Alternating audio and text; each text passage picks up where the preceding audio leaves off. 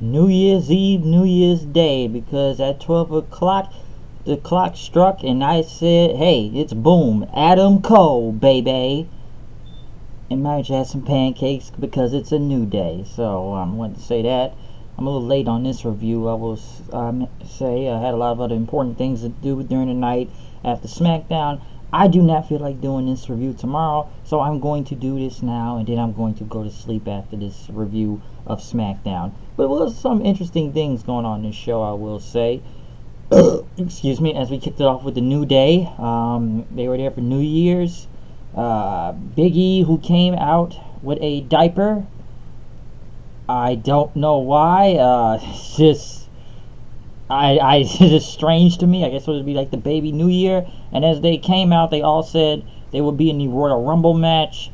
But Big E said, he saw his freaks out there. You better start throwing out some stacks for the odds going down, because you're gonna take a 33 third chance of winning. And they stopped them, and they said why are you using Steiner math for? I will say this: the fact that Big E came out and did Scott Steiner math, and the fact they used some from TNA on here is pretty kind of funny, because that is one of the best promos of all time by Scott Steiner with the math promo, especially when he's and they said you're doing Steiner math, don't do that. And Big E talking about you got a 33 third chance of winning, because you see Kurt Angle may be in the Rumble, but Kurt Angle knows that I can beat him, which makes him a 65% chance. Take my 75% chance. That hits the landscape of coordination or something, he says.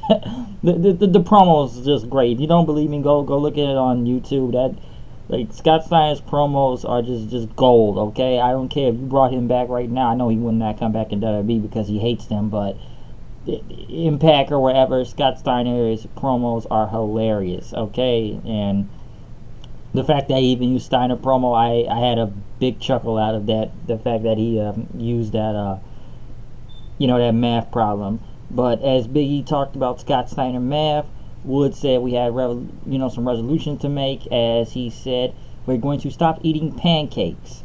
Next thing you know, Big E pulled pancakes from his crotch in the diaper area and ate it, and then he even threw it to fans, or I believe some people ate it. I don't know why anybody would accept anything being pulled from his pants right in his crotch area, but I don't think I would want those pancakes from there, okay? That's just kind of strange to me, and stuff.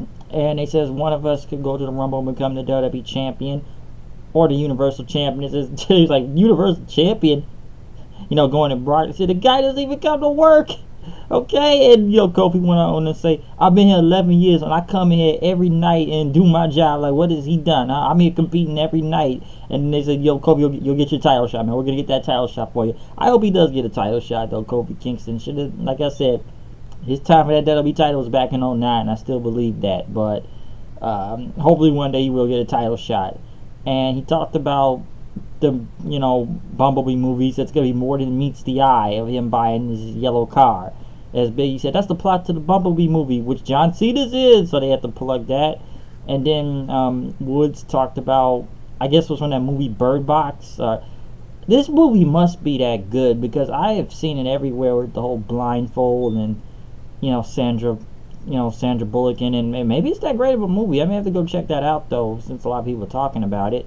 But as they kept talking, they talked about a match right now, Jeff Hardy versus Samoa Joe, to see who will get a spot in a Fatal 5-Way tonight, to see who will face Daniel Bryan for the WWE Championship at the Royal Rumble. One thing that doesn't make sense, how come Jeff Hardy and Samoa Joe have to earn their way into the Fatal 5-Way and everyone else gets a automatic type of shot in there? AJ Styles, since he was the last one to face him. Mustafa Ali, since he pinned the WWE champion, which I believe they are just pushing him big time right now. And I'm going to get to that later on when we get to the Fatal 5-Way, because from a minute ago tonight, I thought they were going to hotshot this thing to him into the Rumble for the WWE championship. I was really starting to believe that. Orton, I don't even know why he's in it. Mysterio, I just don't know why Joe and Hardy got earned their shot. The match was not bad. Joe actually picked up a win for once, I will say that. But it was a good match with Jeff and Samoa Joe. Joe was able to choke him outside, and then he waved him to get in the ring, which this didn't make no sense to me. The ref's counting to 10. And he restarted the count then when Joe got in the ring. Wouldn't you just continued into 10? Why did you stop and then just went back to start at 1? I did not understand that, because if you went back in the inside and just talked to the referee and he told him to count, and he was at 8, why did you go back to 1? That made no sense to me. But Jeff Hardy got in, and then he got choked out again, and Samoa Joe won. And, the minute I saw Samoa Joe win this match, I said he's not gonna win this Fatal 5-Way. I can already tell you that right now. They're not gonna push Joe to the title. We've already tried that, and it ain't gonna work. And I honestly believe they do not want to put the belt on Joe for some reason. Some people are gonna go at his weight or other reasons, but after that mid-card feud with AJ for the WWE title, the whole stalking his wife thing, I don't see what the point of this match was with him. Why did he have to earn his spot? And I already knew he was not gonna win. Like, I could just tell you. I didn't have to look at this. I know the show was taped, but I didn't even look at spoilers. I was like, Samoa Joe ain't winning this Fatal 5-Way. Okay, it's not happening. So, and we're not doing rematch clauses anymore. So there's a lot of things that aren't making sense right now. Vince and Shane were in the back talking about the Fatal 5-Way with the I think that World Cup trophy was there. AJ Styles was gonna apologize for last week, but he was provoked. And, he said Vince wanted the real AJ Styles tonight. And he said, why don't you get it right now? And, Shane and Vince kind of stood up then. As, Styles said, I'm going to show you what the real AJ Styles is. I guess he's trying to get an edge Vince or whatever he's trying to do.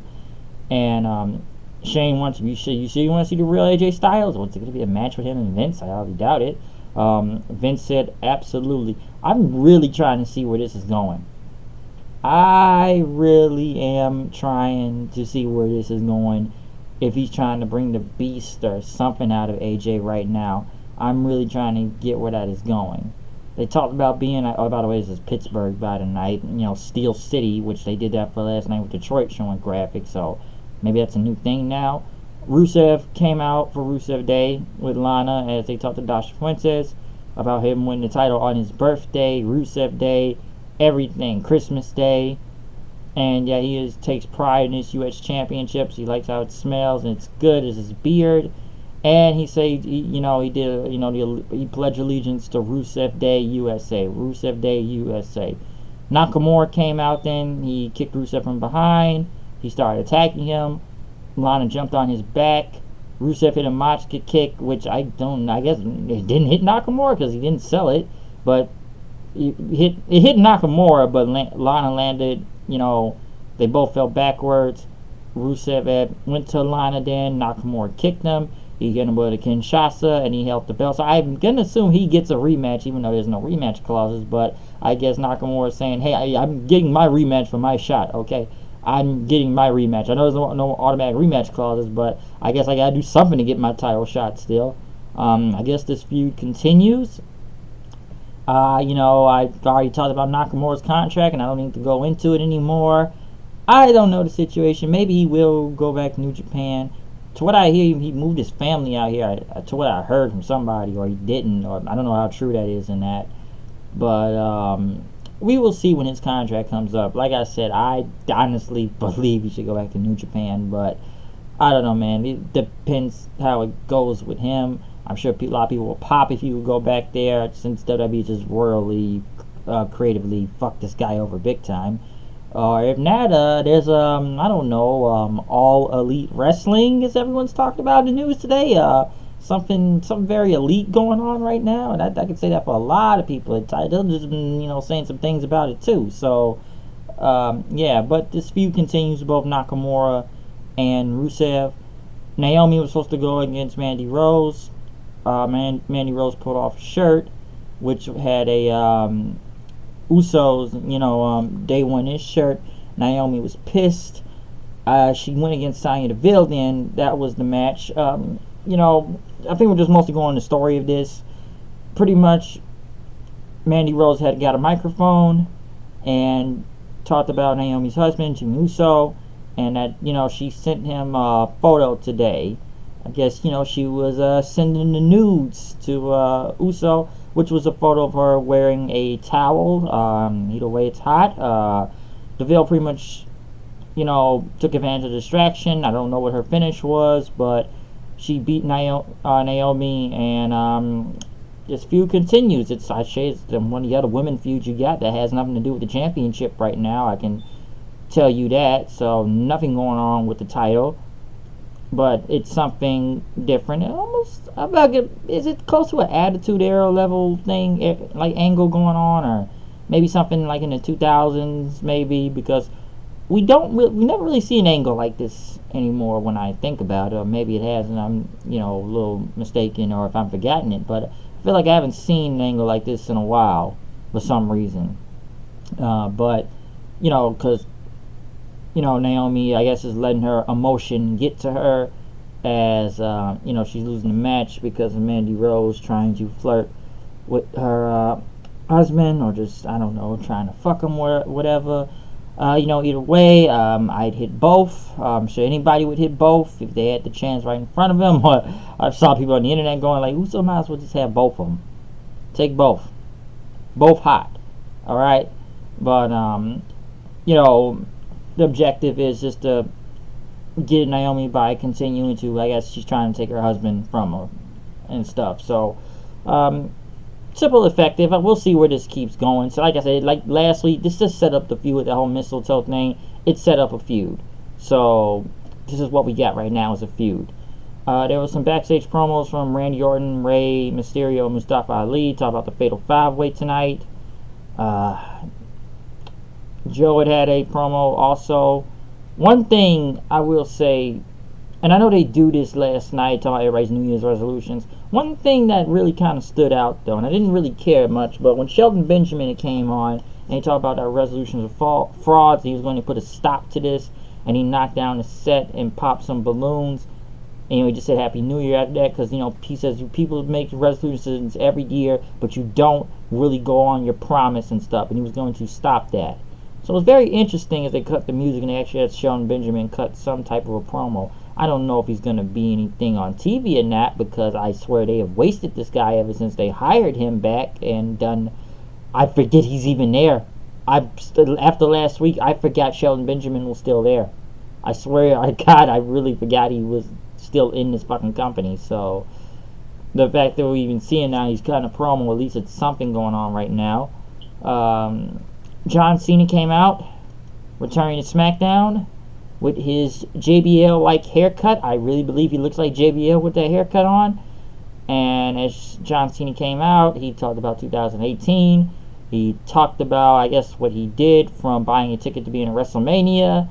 And, that he shouldn't have had all those beers for his match. I guess we're not going to talk about him getting his shit kicked out of him by Undertaker when he got caught slipping in WrestleMania early this year. But he said it was on him.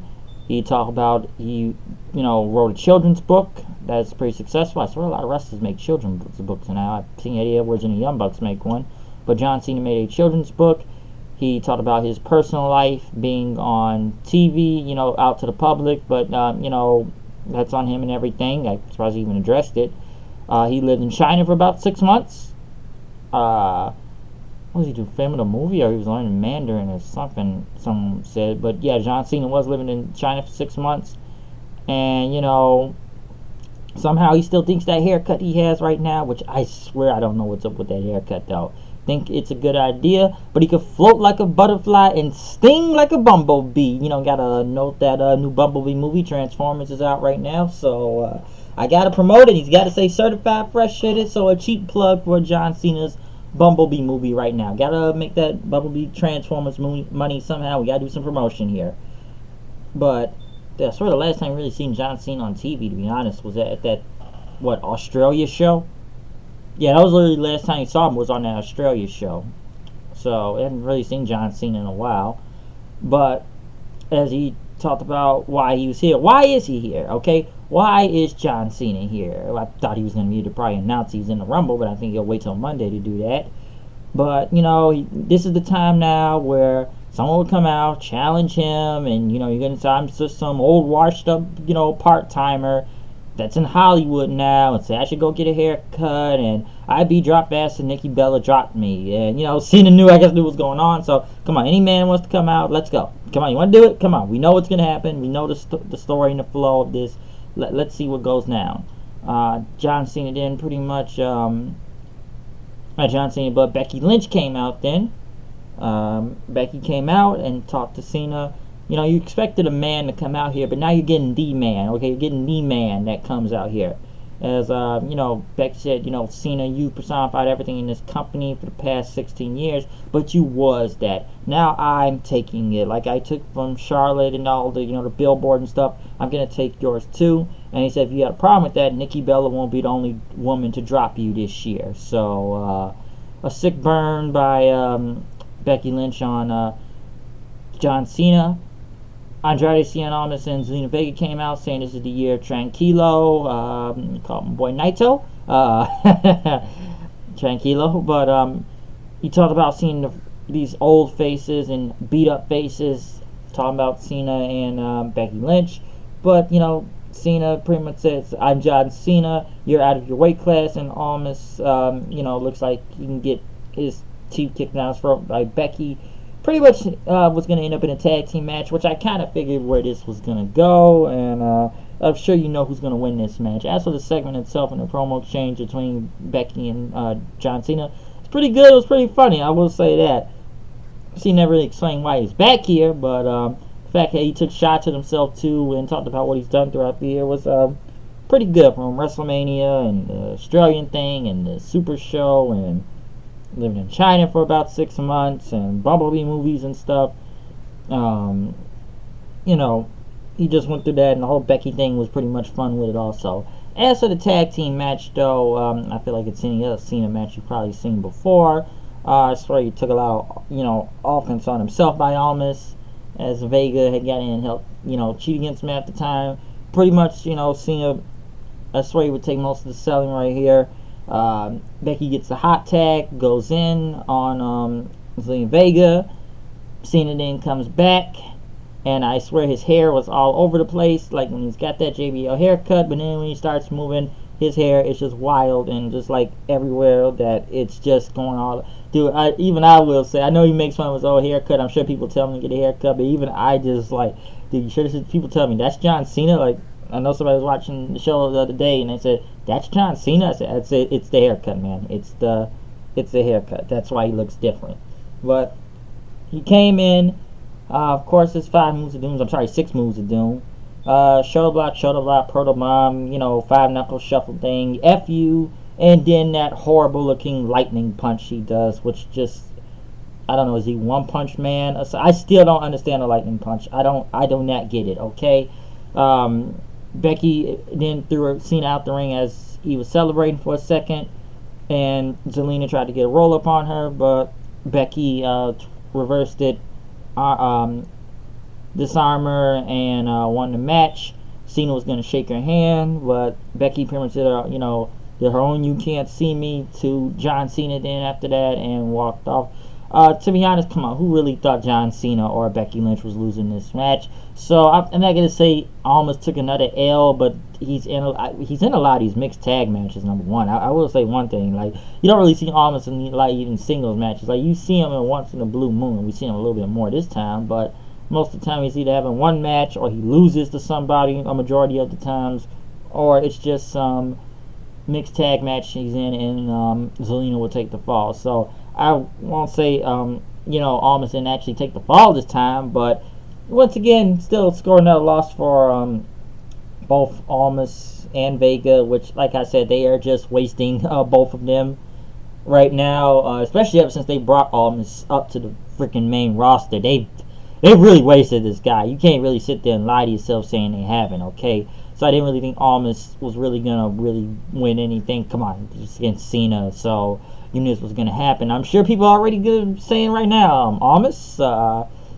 know you've been around, you ain't really been doing that WWE lately, but you may want to check out some, what are these guys called? The All Elite Wrestling? Huh? Cody, Bucks, maybe we'll check out them, man. Your boy Rush may be interested. Naito? What you think, man? Naito? Los Ingobernables? I'm just saying. I'm sure people are already going out there saying that, Almas needs to go to All Elite Wrestling. I've been hearing it all night on Twitter. I'm telling you, I've just been reading these comments saying to go. But I don't know, man. I really don't know what they do with Almas and Vega right now, especially Almas. It's like he's there, he puts on a good match, but the guy he's got to get one win, okay? He's got to get a win, something now. Come on here, people.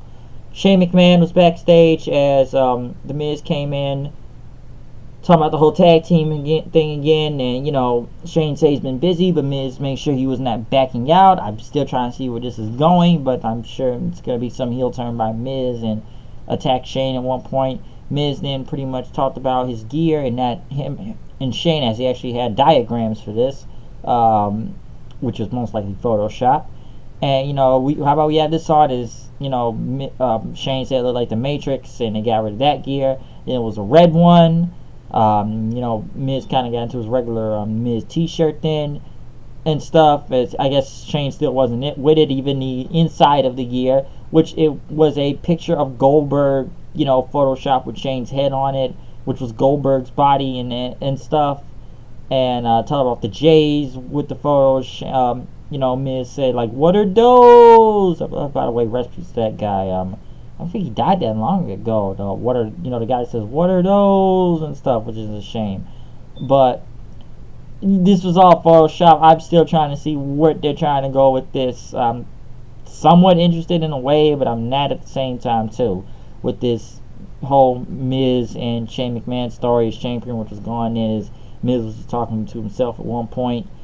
Asuka was in the back as Triple H was there. Triple H congratulated her being the champion and asked her if someone deserved a shot at the title. Asuka said she'd fight anybody because no one's ready for Asuka.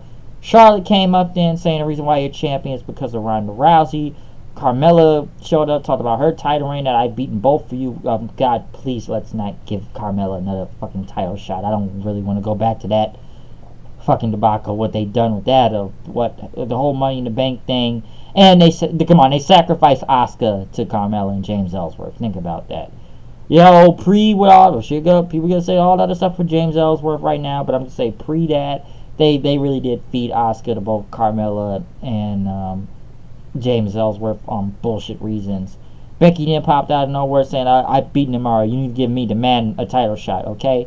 But as Triple H says, you all make good cases, so we'll take in consideration of that. So I guess it'll be some triple threat match next week. And I'm sure it will determine who will face Asuka at the Royal Rumble for the Women's Championship. So I could see that coming right now. Triple H will probably come out and announce that next week. Main event time, Fatal 5-Way, Rey Mysterio, Samoa Joe, Mustafa Ali, AJ Styles, and Randy Orton. Not a bad match. I kind of figured he was going to win this 5-on-5 match. I did still think it looked cool when Joe was able to put AJ through the table with Uranagi, and then him and Orton looked at each other until, Rey and Ali came out of nowhere with dives. With that table thing, you forgot AJ Styles was in the match because he was down for that most of the time. Ali tried to go for the 054. Joe got out of there. He put him in a Kikina clutch. Mysterio hit a 619 on him after that. And he went one on, Ali also. But Orton pretty much pulled him to the ground then and knocked him. Orton did hit a RKO on Mustafa Ali in the ring and everything. Joe came back with a 619 on Orton then after that.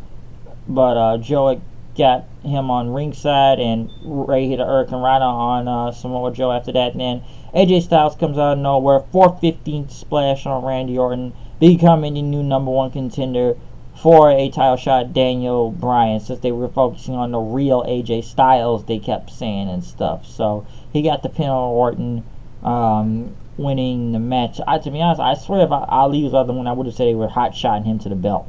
I really would have said that, just because they are really giving him a big push right now. They are really giving Mustafa Ali, especially since he beat the champion. But I do believe a lot of that is under Daniel Bryan's control, since he does have some creative freedom right now. So they're letting him kind of get anyway. I'm sure like Ali was a handpicked guy by Daniel Bryan. I really do believe that though. So yeah.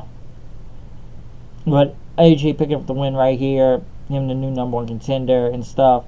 So yeah, not a bad episode of Smackdown. Actually pretty good. Wasn't bad. Didn't suck. There's actually some things going on. Cena being there tonight. The Fatal 5-Way. What else did you have on there? It was somewhat noteworthy. It was actually some noteworthy stuff on it. It wasn't a bad show. I can say that. Even the beginning with New Day and Steiner Math and stuff was not that bad going on. Yeah, I will say that. Did we see the tag team champions tonight? No, I don't think we did see the tag team champions tonight. But like I said, it's just the whole first ever Smackdown of the year. I'm sure everything will be going off better next week since both shows will be back live. Raw and Smackdown. Cena will be there Monday. So we will see John Cena again on there, and both shows are going to be live on here. So, like I said at the beginning, New Year's Eve, New Year's Day, 12 o'clock hits, I hit the boom. Adam Cole, baby. So grab your pancakes. This is a new day, and I came to play. I came to stay. But you know how this goes now, and this is my review of Smackdown. So I'm out of here. I will see you guys later. Peace out. Comment, subscribe. Tell me what you think about this show tonight. Was this a good episode of Smackdown? Was this bad? I actually thought it was good because actually some newsworthy things going on and some feuds setting up right now. Put some interesting story into it and some good matches and stuff. So Smackdown was overall pretty good. I will say, especially seeing coming back in the Fatal 5-Way match going on. But that's my review of Smackdown. Please check out my year-end all the wrestling review that I just posted up last night, or early this morning. It's uploaded right now. Thoughts on my matches and just the entire wrestling industry and its entire year from WWE, Impact, New Japan Pro Wrestling, Ring of Honor, MLW, NWA, NXT, all of that. Okay, check out that video right now if you ever get the chance to. But that's my review of Smackdown. I am out of here. See you guys later. Peace. Like I said, I already did the rhyme thing right there. You know what goes down. And this is Smackdown. So I'm out of here. I will see you guys later. Peace out.